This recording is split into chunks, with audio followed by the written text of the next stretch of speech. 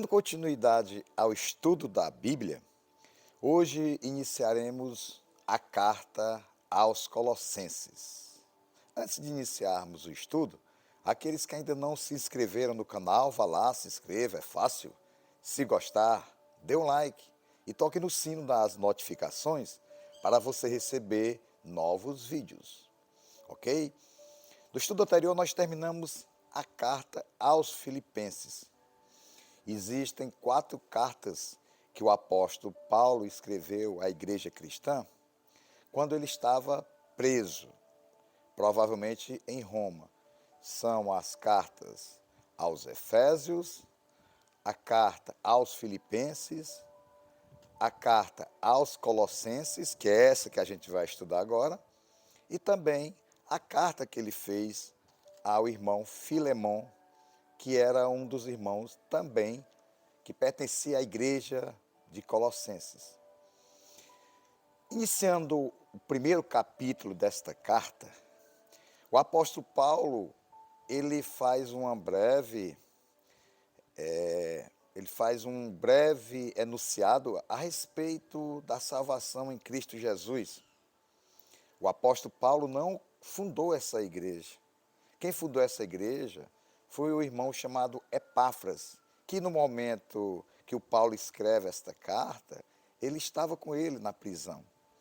E ele se alegra porque se não foi uma igreja que o apóstolo Paulo fundou, mas ele dá uma orientação à igreja cristã, como deve ser o comportamento de um cristão diante de irmãos cristãos que você não conhece. Como é esse comportamento? Ele vai explicar aqui na carta que nós devemos nos alegrar, devemos ser gratos a Deus em tudo, porque a obra do Senhor Jesus Cristo, o Evangelho, está sendo pregado em todas as nações. É nesta carta aqui que o apóstolo Paulo dá graças a Deus, porque os irmãos lá em Colossos compreenderam, receberam o Evangelho da salvação, a fé no Senhor Jesus Cristo, o Messias, e também que este Evangelho propagou-se e continua se propagando em todo o mundo.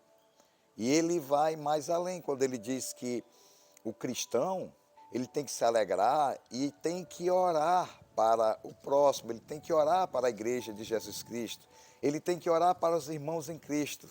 Não somente orar para as suas necessidades materiais ou necessidades de enfermidade, de problemas, mas ele pede para que nós oremos uns aos outros, para que o poder de Deus possa habitar em nós e nós possamos, com esse poder de Deus, que é o poder sobrenatural, que vem através do Espírito Santo de Deus, ele possa agir nas nossas vidas, nos momentos de aflição, nos momentos em que precisamos agir e muitas das vezes agimos como ser humano, o homem natural.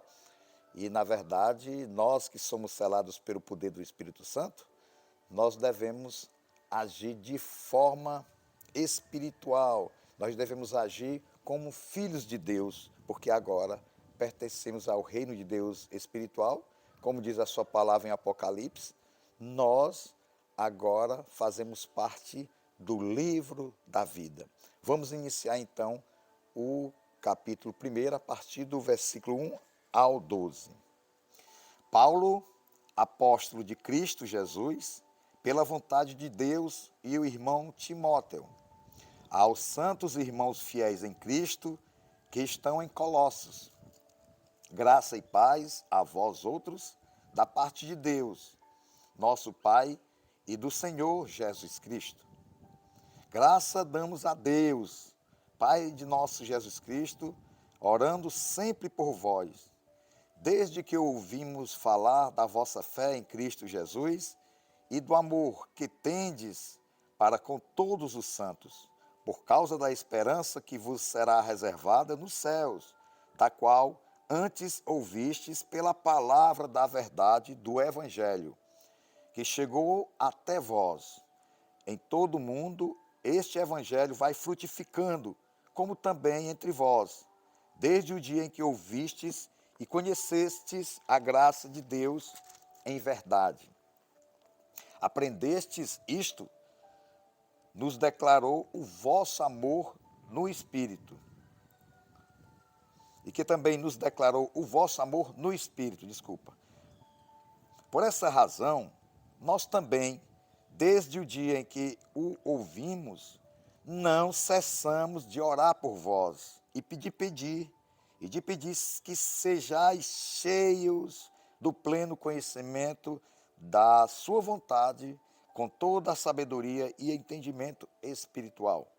E oramos para que possais andar dignamente diante do Senhor, agradando-lhe em tudo, frutificando em toda a boa obra e crescendo no conhecimento de Deus, corroborados com toda a fortaleza, segundo a força da sua glória, em toda paciência e longanimidade com alegria, dando graças ao Pai que nos fez idôneos para participar da herança dos santos na luz. Olha só, meus irmãos, o apóstolo Paulo faz esse prefácio e depois faz essa exortação, fala através da vontade de Deus, da gratidão a Deus e ora para que os irmãos em Cristo Jesus possam estar sendo fortalecidos diariamente pelo poder do Espírito Santo. O apóstolo Paulo diz, olha, eu fico alegre, me alegro por vocês terem recebido o evangelho da salvação em Cristo Jesus. Esse evangelho que vai ser levado a todas as nações.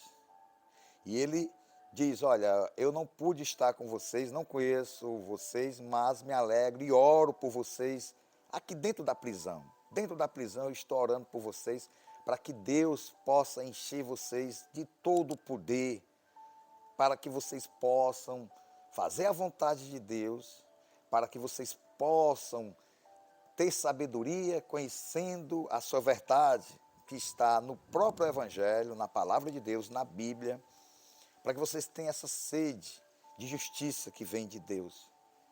E ele ora e pede que os irmãos também possam ser frutificados, ou seja, que possam fazer o fruto de Deus possa agir na sua vida através da sabedoria, através do amor, através de uma paciência, através da paz que excede todo entendimento, através de ter mansidão, de ter domínio próprio.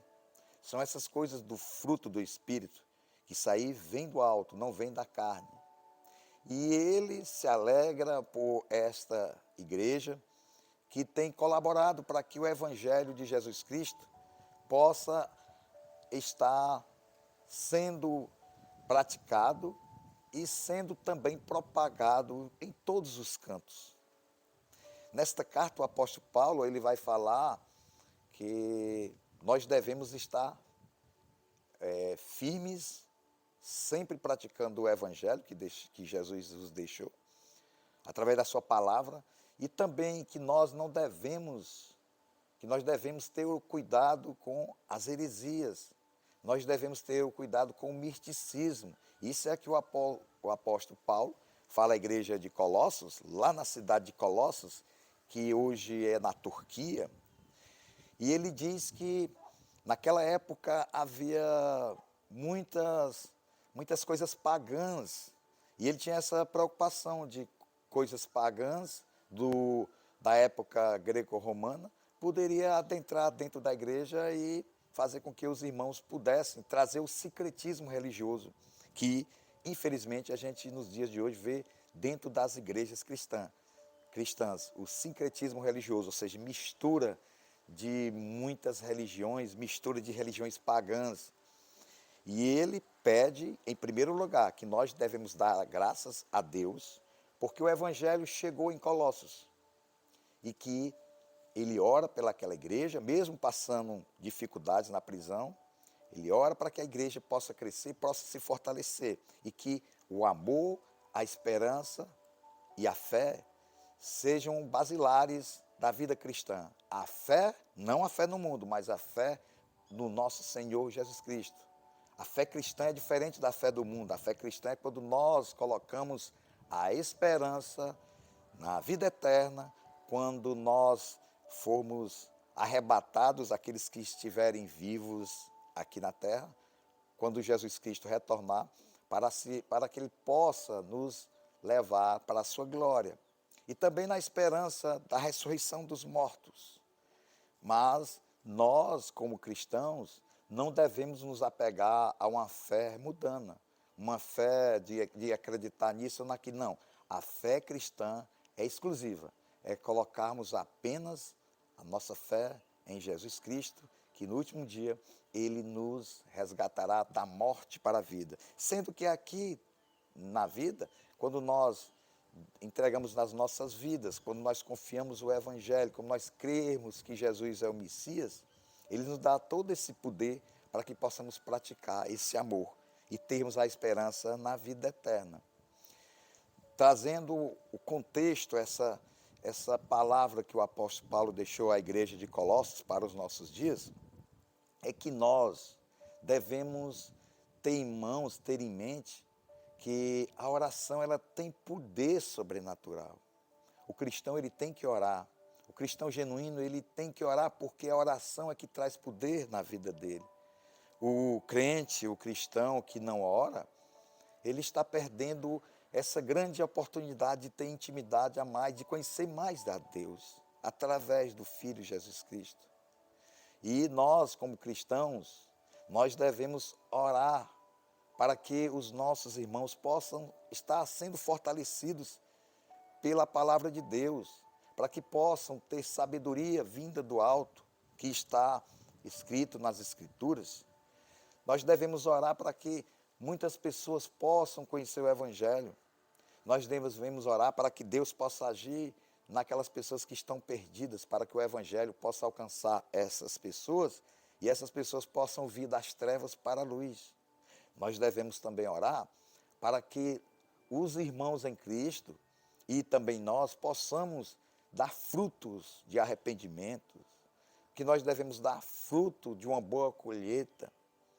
É isso que faz parte nessa primeira parte que o apóstolo Paulo fala à igreja de Colossos, que nós devemos orar por nossos irmãos em Cristo, para que eles possam ter esse poder sobrenatural, que quando nós oramos, pedimos a Deus discernimento, sabedoria, para que nós possamos fazer a vontade dEle e não a nossa vontade.